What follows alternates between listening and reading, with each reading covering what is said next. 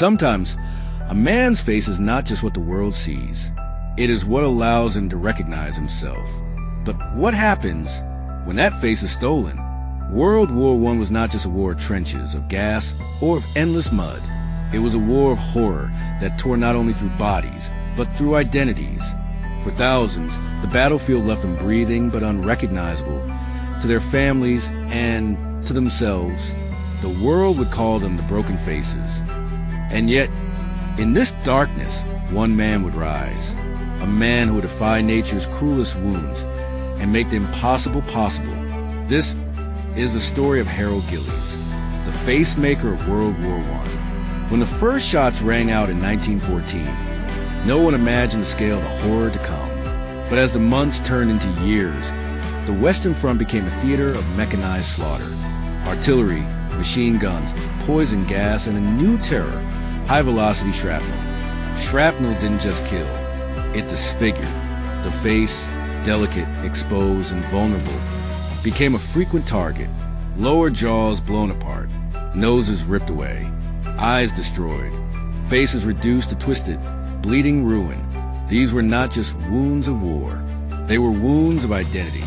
Wounds that stripped a man of everything recognizable about himself. In a makeshift tent near the front, a young New Zealand-born surgeon named Harold Gillies stood frozen. He had trained in general surgery. He had seen trauma. But nothing prepared him for the face lying before him. A soldier, barely breathing. The lower half of his face, gone. Teeth shattered, tongue exposed, skin hanging like torn canvas. Gillies whispered to himself, "How? How do you put a face back together?" No one had an answer, because no one had ever done it. That night, the image haunted him. The man would live, but how? Could he speak? Eat? Smile? Would his children ever recognize him again? And in that moment, Harold Gillies understood something deeply terrifying. The war had created a new kind of casualty, and medicine had no idea what to do with them. As the war dragged on, thousands of disfigured men returned home, but home no longer knew them. The newspapers wouldn't print their photographs. Society called them the faceless. Gillies was obsessed. Traditional surgery offered only crude options, skin grafts, prosthetic patches. But these men needed more than patches. They needed faces. That's when fate intervened. In 1916, Gillies traveled to Paris to attend a surgical demonstration. There, he met a man whose work would ignite his mission, Dr. Hippolyte Morestin. Morestin was known as the father of plastic surgery. He performed revolutionary grafts, slicing sections of skin from patients' bodies, rotating them to rebuild facial features. It was crude, it was brutal, but it was something. It was hope. This is what we need, but we can do better. Then do it, young man, if you dare. And Harold Gillies dared. Returning home, Gillies begged the British Army for resources. The military brass was skeptical. You're proposing an entire hospital for faces? Yes, sir, because these men aren't just soldiers. They're husbands, fathers, sons. We owe them more than survival. In June 1917, Queen's Hospital opened its doors in Sidcup, the world's first dedicated facial reconstruction center. It became a strange new battlefield, not of death, but of resurrection. Gillies faced his first challenge. Walter Yeo, a sailor whose entire lower face was destroyed by shell blast. Using techniques he refined from Morestin, Gillies attempted something never before done, the tube pedicle. A section of skin rolled into a tube to preserve blood flow was slowly rotated across the face over weeks, creating entirely new tissue where none remained. The surgery was brutal, painful, uncertain, but it worked. Walter Yeo gazed at his reflection. His face, though scarred, was whole again. He could speak. He could smile. He could be seen. Word spread. Hundreds of new patients poured in. Men who had lost all hope now found themselves reborn. But with every success came new horrors. Not every surgery went well. Some grafts failed. Some patients developed horrific infections. The weight of failure pressed down. Doctor, another infection. We may lose him. No, not again. And then the war ended. The guns finally fell silent. But for Gillies, the real war was only beginning. Thousands more forgotten casualties pouring in now that the fighting stopped. Faces he'd never seen. Wounds worse than anything before. They had survived the war, but would they survive what came next? Victory had been declared across Europe. The guns were silent, the trenches emptied, and the world began to count the cost. But for Harold Gillies, Queen's Hospital had become overwhelmed like never before. They called them the lost faces of war, men who had survived bullets and bombs, only to return as strangers to themselves. The war had taken their faces. Now it demanded something more. The hospital, designed for a few hundred cases, now held over 5,000 patients. Rooms once intended for surgery were turned into sleeping quarters. The waiting list stretched endlessly. These men weren't just broken physically, they were haunted.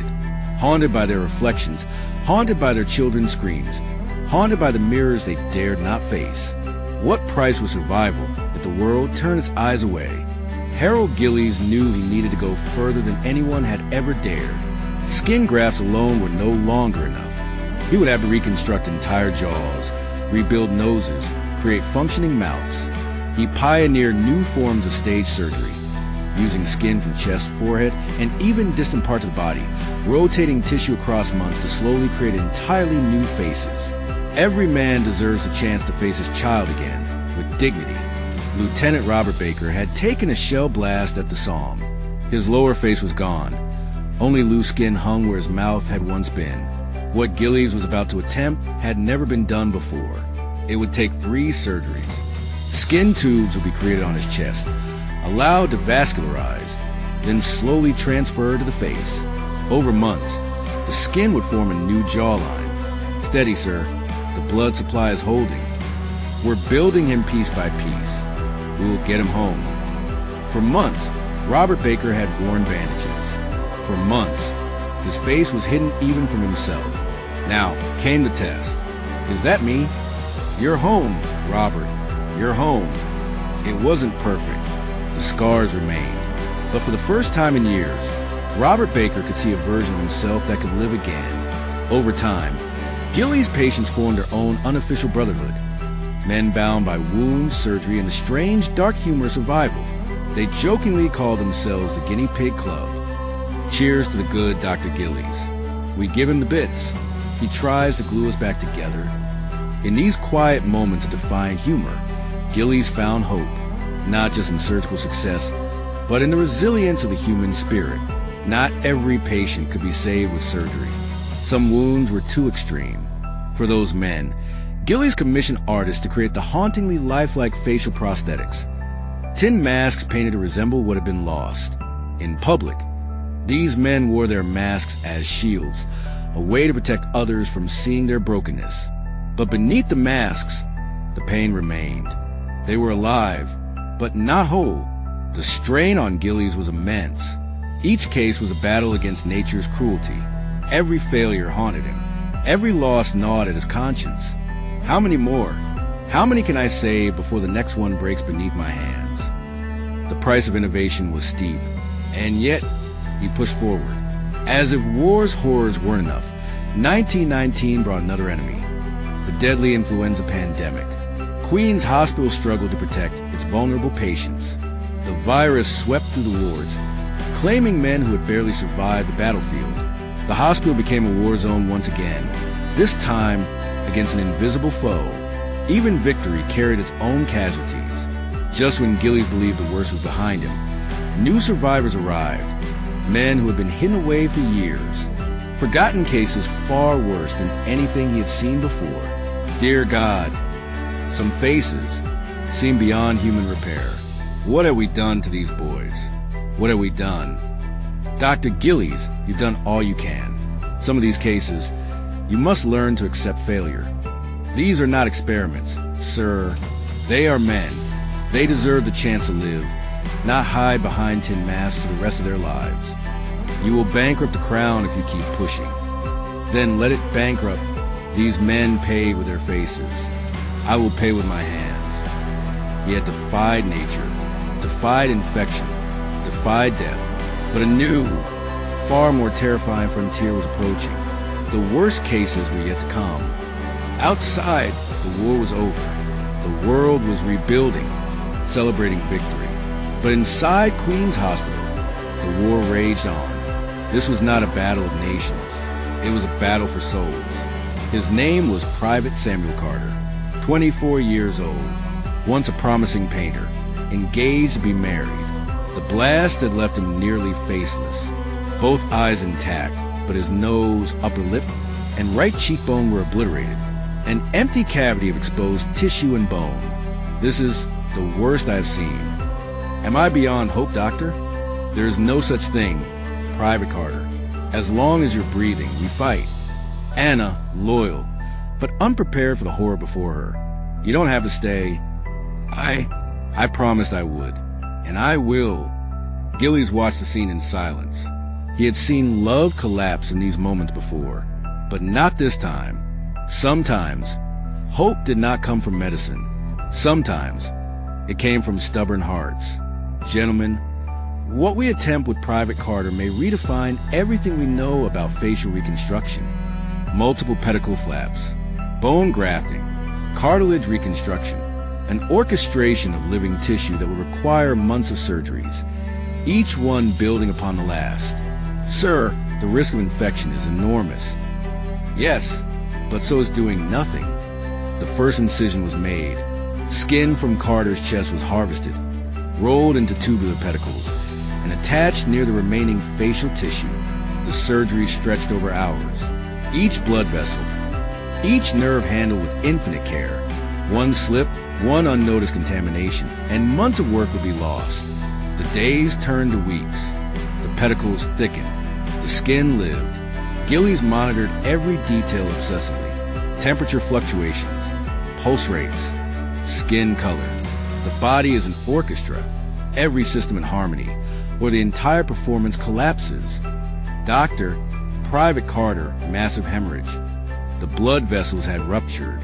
The pedicle was failing. Suction. Now, clamp here. We're not losing him. You saved him.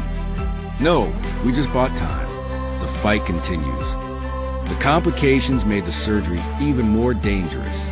But with each cut, each suture, Carter's face slowly emerged. Gillies was no longer just a surgeon. He was a sculptor, a facemaker. Welcome to the club, mate.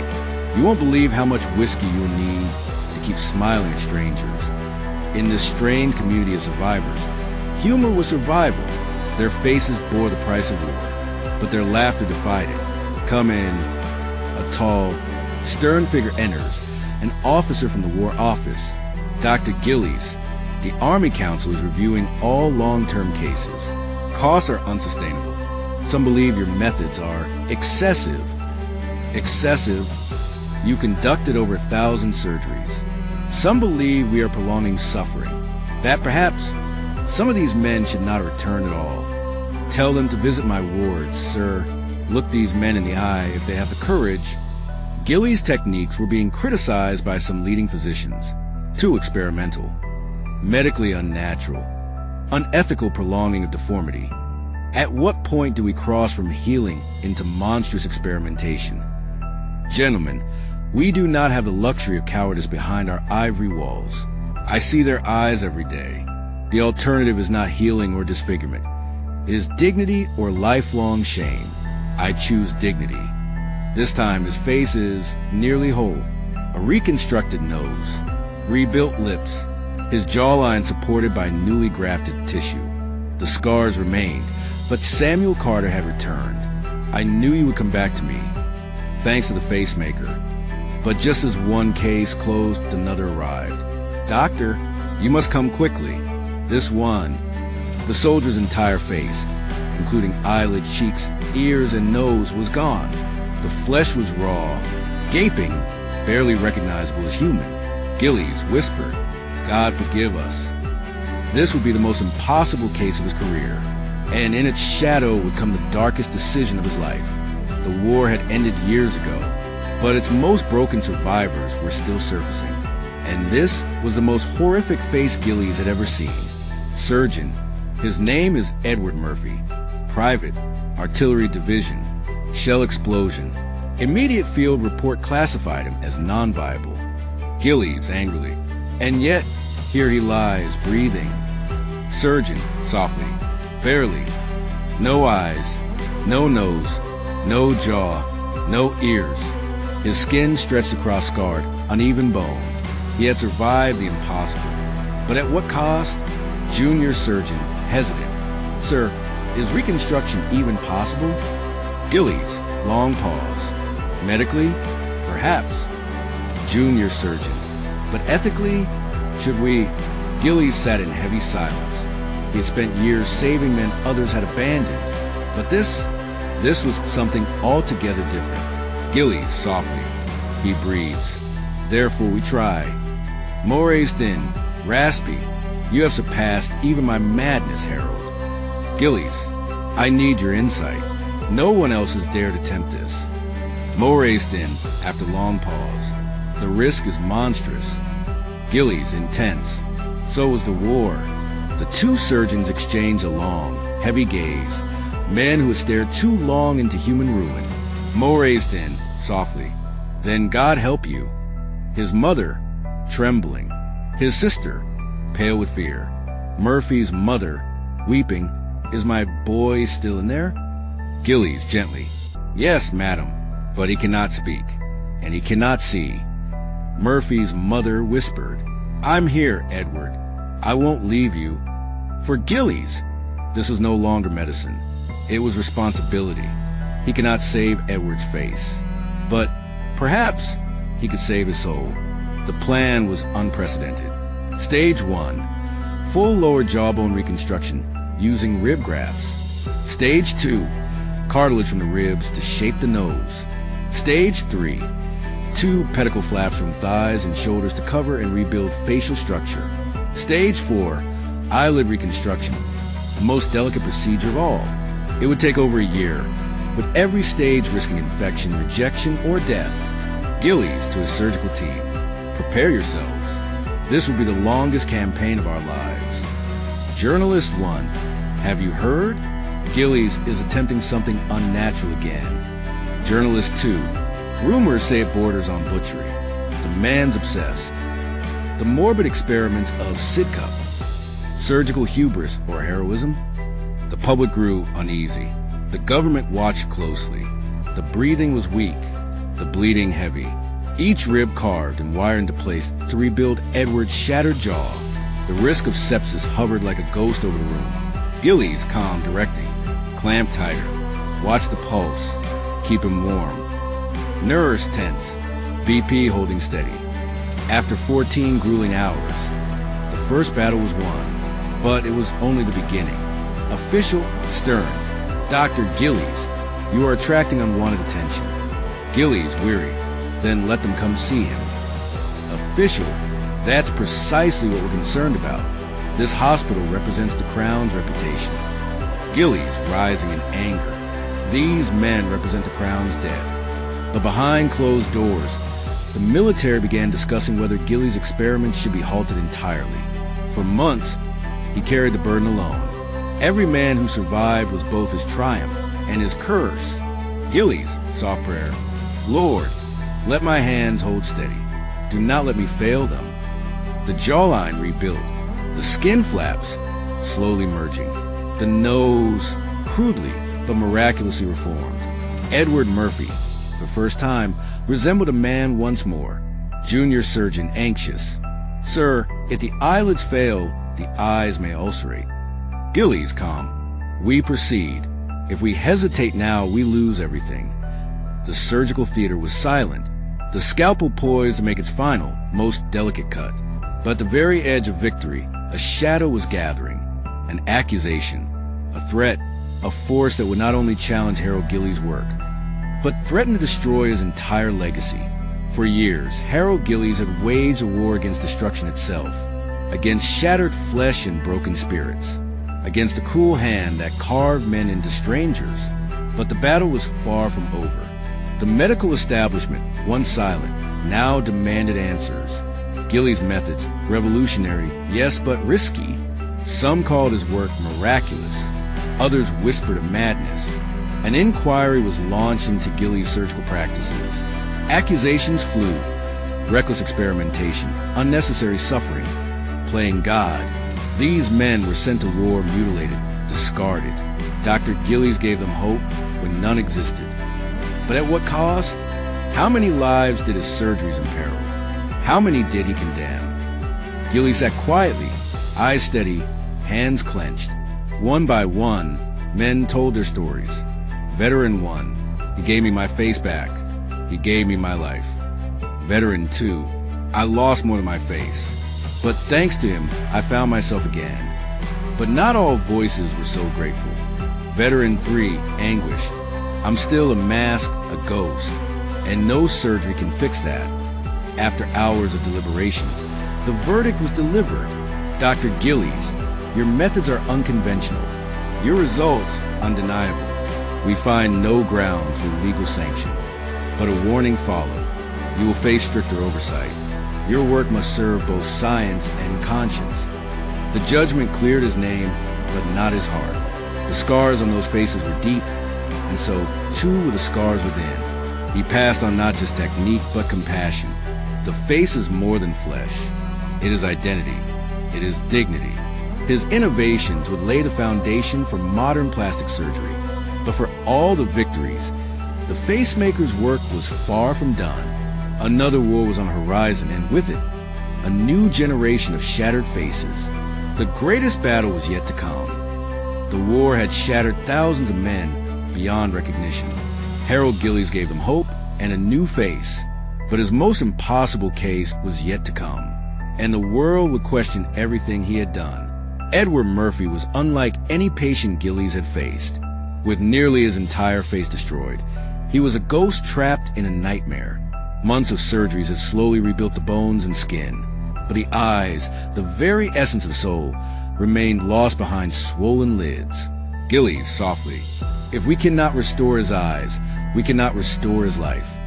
Gillies and his team began the most delicate phase, reconstructing eyelids and reconnecting nerves to preserve vision.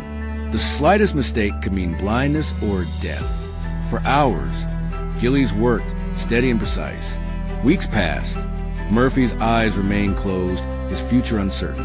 The man who had survived hell now faced a new trial, the struggle to accept the face he saw in the mirror. Gillies' revolutionary surgery sparked controversy. Some called them miracles. Others branded them monstrous experiments. An official inquiry questioned the ethics, the risks, and the cost. Veteran 1, he gave me my face back and my life. Veteran 2, without him, I was already dead. But others told darker stories of failed surgeries and endless pain. Judge, Dr. Gillies, your work stands as a testament to courage and innovation. You are cleared of wrongdoing, but must adhere to stricter oversight. His work was vindicated, but the battle for acceptance was far from over. Gillies' legacy was not only in the faces he rebuilt, but in the new generation he trained. As one war's wounds healed, another was on the horizon. Gillies knew the Facemaker's work was far from finished. Harold Gillies gave shattered soldiers more than faces. He gave them back their humanity, but the greatest challenges lay ahead. 20 years after he faced the darkest wounds of war, the Facemaker stands at the threshold of a new storm. But this time, the faces shattered will be even more horrific, and one decision will haunt him forever. Gillies witnesses faces melted by fire, the devastating new reality of aerial warfare. The wounds of the First World War were nothing compared to this. Gillies, grim, prepare the team. We've never seen injuries like this. The man's eyelids are gone, his lips fused, his nose obliterated, his face a mask of charred skin. Some cannot bear mirrors. Some retreat into silence. What Gillies fought now was not only flesh, but the destruction of identity itself. Rumors spread that Gillies' surgeries prolonged pain. Angry citizen. These men should be left in peace, not used for experiments. The war tested not only his hands, but his ethics once again. Gillies, solemn. You'll face opposition. You'll face fear. But these men, they deserve to be seen as human again. Together, they formed the foundation for the famous Guinea Pig Club, a brotherhood of survivors. Officials approached Gillies with a disturbing proposal. to prioritize high-ranking officers for surgeries, abandoning lower-ranked soldiers. Official code. It's simple mathematics. Dr. Gillies, resources are limited. Prioritize those who matter most. Gillies, furious. Every man matters equally. You will not turn my hospital into a house of class privilege. The surgery lasts 18 hours. One misstep could doom the fragile blood supply to the grafts. Every stitch was a gamble. Every hour could mean life or death. Gillies, desperate, pacing. We're losing it.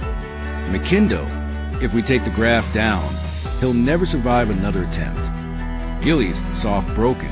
He may not survive this one. The surgery had pushed the limits. Sinclair clings to life. Gillies whispers, when I began this work, I believed I could fix anyone. But I've learned some wounds never close. Gillies grips Sinclair's bandaged hand. But I won't stop. I will not let them forget you. The face is far from perfect, but it lives. Sinclair opens his eyes for the first time since the accident. His lips tremble as he whispers, I can feel my face. Gillies, smiling softly, eyes glistening. And that means you've won. Their faces imperfect, but alive, courageous. Oh, Gillies had not only changed faces, he had changed the very definition of beauty, of humanity. He taught the world to see these men not as broken, but as reborn. In the end, the Facemaker found his quiet, but his legacy lived on. In every surgeon he trained, in every soldier he saved, in every face the world learned to see again. Gillies soft, as though speaking to the wind.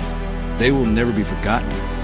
Surgeons perform reconstructive surgeries with advanced technology, tracing the roots of every technique back to one man.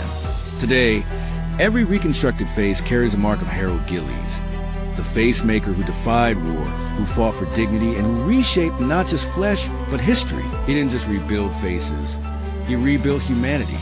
In every scar he mended, Harold Gillies reminded us, dignity can be restored, even in the darkest places, because healing is more than medicine. It's courage, it's compassion, it's choosing to see someone when the world turns away. Every face has a story, and every story deserves to be seen. If the story moved you, like, share, and subscribe. More Forgotten History is just a click away.